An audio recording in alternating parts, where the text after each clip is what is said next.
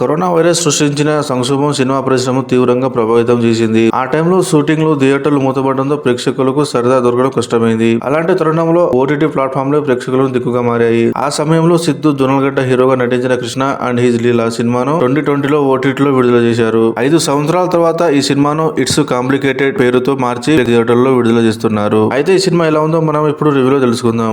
ముందుగా ఈ సినిమా కథ విషయానికి వస్తే, సిద్ధు జొన్నలగడ్డ ఇంజనీరింగ్ పూర్తి చేసి ఉద్యోగం కోసం సిద్ధమవుతూ ఉంటారు. ప్రియురాలు శ్రద్ధ శ్రీనాథ్ తో బ్రేకప్ అవ్వడం చాలా బాధాకరం. ప్రాణం కంటే ఎక్కువగా ప్రేమించిన శ్రీనాథ్ ను వదులుకోవడం కష్టంగా మారుతుంది. ఇలాంటి సమయంలో కాలేజీలో చదువుతున్న శాలినితో ప్రేమలో పడతారు.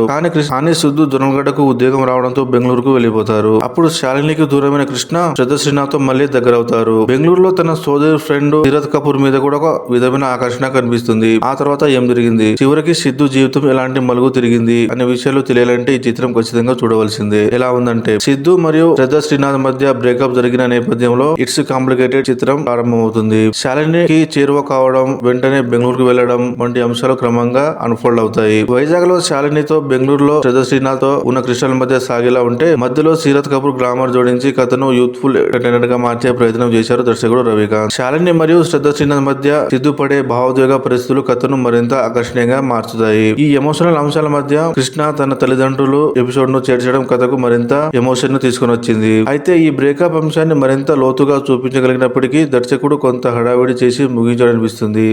చివరకు క్లైమాక్స్ ను చాలా సాధారణంగా చూపించారు దర్శకుడు. ఇట్స్ కాంప్లికేటెడ్ చిత్రం ఒక ఎమోషన్, యూత్ మీమ్స్ కూడిన ఓ చిత్రంలో ప్రేక్షకులు మంచి అనుభూతి అయితే కలుగుతుంది. ఈ కథలోని సంఘటనలు యువతను బాగా ఆకట్టుకుంటాయి. అన్ని అంశాలు సమతుల్యం చేసేందుకు దర్శకుడు మంచి ప్రయత్నం చేశారు. హీరోగా సిద్ధు తన పాత్రను మరింత నాణ్యంగా తీసుకెళ్లాడు. మొత్తం మీద థియేటర్ నుంచి బయటకు వచ్చే ప్రేక్షకులకు ఒక మంచి సినిమా చూసిన అనుభూతి అయితే కలుగుతుంది. ఎవరులా చేశారంటే, ముందుగా సిద్ధు గురించి మాట్లాడితే తన నటనతో ఆకట్టుకున్నారు. ప్రేమికుడిగా పరిణితితో కూడిన నటనను కనబరిచారు. ఇక హీరోయిన్ గా చేసిన ముగ్గురు తమ నటనతో ఆకట్టుకున్నారు. మిగిలిన నటినట్లు తమ పరిధి మేరకు నటించి మెప్పించారు. ఇక టెక్నికల్ విషయానికి వస్తే, సినిమాటోగ్రఫీ చాలా రిచ్ గా ఉంది. నిర్మాణ విలువలు బాగున్నాయి. బ్యాక్గ్రౌండ్ మ్యూజిక్ తో ఆకట్టుకునే ప్రయత్నం అయితే చేశారు. చివరి మాట, సిద్ధు లీలలు థియేటర్లలో చూసిన వారికి కూడా నచ్చుతుంది.